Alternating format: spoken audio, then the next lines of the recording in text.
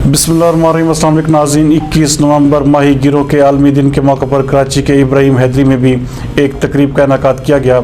इस हवाले से देखते हैं जावेद इब्राहिम मंगी की ये रिपोर्ट। बल्कि वो पूरे माशरे को, पूरे लोगों को, सिंध के शहरियों को एक न्यूट्रिशन भरी गज़ा फराहम करते हैं। लेकिन जिस तरीके से उन झीलों पर कब्जा करने की कोशिश की गई, जिस तरीके से जाती थी बात, हम अभी उसी बात को रो रहे थे, उसी के लिए जदोजहद जारी थी, उसी के लिए लड़ रहे थे।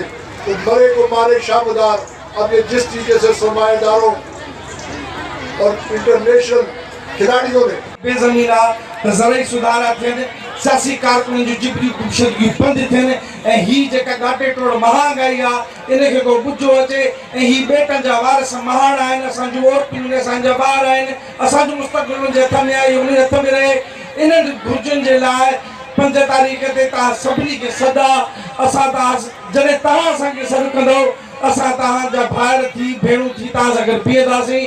ही जहिड़ो आहे इहो जहिड़ो असां ख़बर कोन ॾींदासीं, इहो वाइदो आहे तव्हां सां। ख़ुशी में ये ऑर्डिनेंस खत्म थी सके तो तंहिंजे करे असां पीपल्स पार्टी जे सभिनी दोस्तनि खे साईं महमूद आलम जामोद साहब ते वेठो आहे, पंहिंजे पार्टी खे ज़रूरु फोर्स करे त असां हीअ ऑर्डिनेंस असां सभिनी जे लाइ ग़ुलामी जो घटि आहे ऐं यकीन करियो जो हीअ ऑर्डिनेंस पास थी वियो असां सभु सिंध खां कटिजी वेंदासीं, पंहिंजो पाण खां कटिजी वेंदासीं, रोज़गार सभु शयूं असांजूं आहिनि असांखे फसिजी वेंदियूं, असांजा रस्ता बंदि थी वेंदा।